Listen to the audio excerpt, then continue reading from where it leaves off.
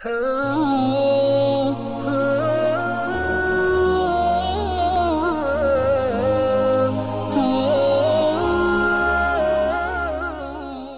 کے نیچے سبسکرائب کے بٹن پہ کلک کریں، بیل کے آئیکن پہ کلک کیجئے تاکہ ہر نئی ویڈیو کی نوٹیفیکیشن آپ کو ملے۔ ابراہیم علیہ السلام یہاں سے چلے تھے اپنے بچے کو لے کر، یہاں شیطان نمودار ہوا اور حضرت ابراہیم کو اس نے بہکایا۔ کیا بہکایا؟ بیٹے کو، خوبصورت بیٹے کو جس کی اللہ نے بشارت دی تھی، اس کو قتل کرنے جا رہے ہو۔ پھانسی گھاٹ کی طرف جب کسی مجرم کو لے جایا جاتا ہے تو ذرا اس کا منظر کسی سے پوچھا کریں، کیا حالت ہوتی ہے؟ موت کے منہ میں جانا آسان نہیں، اور موت کے لیے اپنی اولاد کو لے جانا اس سے بھی زیادہ مشکل۔ حضرت ابراہیم علیہ السلام کے علم میں یہ بات قطعاً نہیں تھی کہ اللہ اس بیٹے کو ذبح ہونے سے بچا لیں گے۔ بچے کو انگلی پکڑ کے لے جا رہے ہیں۔ فلما بلغ معه السعی، قرآن کہتا ہے جب بچہ انگلی پکڑ کے باپ کے ساتھ چلنے کے قابل ہوا، اس وقت ابراہیم علیہ السلام کو خواب آیا اسے ذبح کر دو۔ یہ نقطہ قرآن نے کیوں بیان کیا کہ بیٹے سے باپ کی محبت اس وقت جوش مارتی ہے جب بیٹا باپ کے ساتھ انگلی پکڑ کے چلنے کے قابل۔ اب وہ اس کے ساتھ محفلوں میں جانا شروع ہوتا ہے۔ جب تک اس سے چھوٹا تھا تو وہ ماں کی آنکھوں کا تارا ہوتا ہے، باپ تو اسے دور کرتا ہے۔ دیکھا ہوگا نا آپ نے، باپ بچے کو پیار کرتا ہے، جیسے بچے نے کچھ کیا، لو بھائی اماں کو پکڑا دو۔ ٹینشن کون پالے؟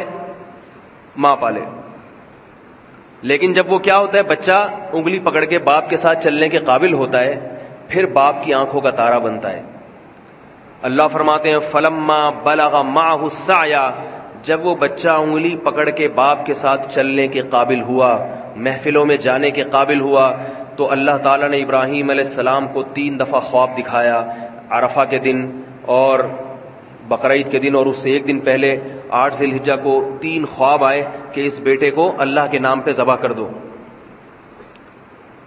ابراہیم علیہ السلام جس مقام جب گئے ہیں جہاں چھوٹا شیطان، درمیانی شیطان، بڑا شیطان، یہ چھوٹے بڑے درمیانی نہیں تھے، یہ شیطان ایک ہی تھا۔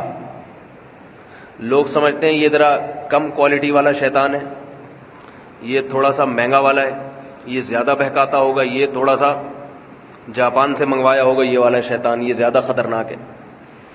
یہاں 2 غلط فہمیاں ہیں، ان کا ازالہ کر دینا چاہیے۔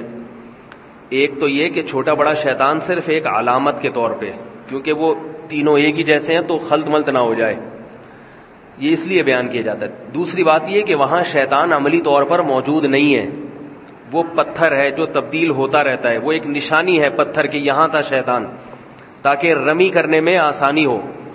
لوگ اس پتھر ہی کو شیطان سمجھنا شروع کر دیتے ہیں۔ سمجھ رہے ہیں بات کو؟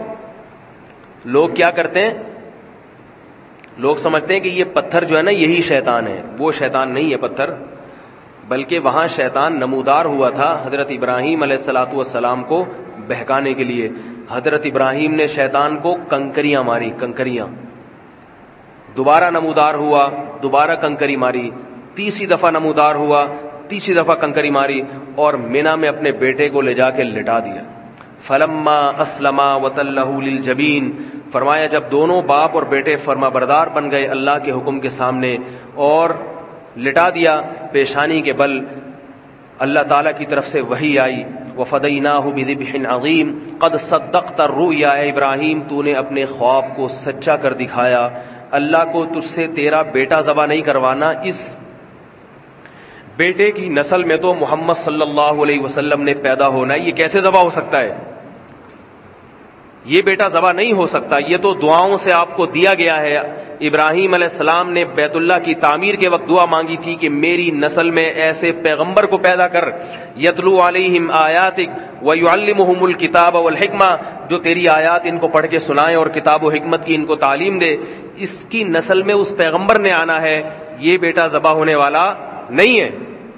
سب سے زیادہ برکت اسی بیٹے کی نسل میں ہوگی۔ اس سے پتہ چلتا ہے میرے بھائی، اللہ کے لیے جو قربانی دیتا ہے، جس چیز کی قربانی دے گا اللہ اس کی اسی چیز میں سب سے زیادہ برکت دیں گے۔ اگر اپنی اولاد کو دین کے لیے وقف کر دو، لوگ کہتے ہیں اگر بچے کو مولوی بنا دیا تو یہ تو کسی کام کا نہیں رہے گا، اپنے کسی بیٹے کو دین کے لیے وقف کر کے دیکھو، سب سے زیادہ برکت تمہاری اسی اولاد میں ہوگی، سب سے زیادہ برکت۔ رسول اللہ صلی اللہ علیہ وسلم نے فرمایا حج اور عمرہ کرو، اس لیے کہ حج اور عمرہ فقر و فاقہ کو ختم کرتا ہے۔ کیوں؟ حج عمرے پہ پیسہ بہت خرچ ہوتا ہے، تو اللہ نے حج اور عمرے ہی کو فقر و فاقہ ختم کرنے کا ذریعہ بنایا۔ نکاح پہ پیسہ بہت خرچ ہوتا ہے، بیوی بچے بہت خرچہ، اس لیے انسان کنوارا رہتا ہے۔ اللہ اس کے رسول نے کیا فرمایا؟ نکاح کرو، اللہ تمہارا فقر و فاقہ ختم کر دے گا۔ ہر چیز میں یہودیوں کی طرح کیلکولیشن نہ کیا کرو۔ ہر بات میں آج کا مسلمان کیلکولیٹر لے کے بیٹھا رہتا ہے، اتنی تنخواہ ہے، اتنے بچے، ایک اور آ گیا تو ایسا ہو جائے گا، ایک حج کر لیا تو یوں ہو جائے گا، بس وہ کیلکولیشن میں لگا رہتا ہے۔ لاتو کی فیوکا علیک، رسول اللہ صلی اللہ علیہ وسلم نے حضرت عائشہ سے کیا فرمایا؟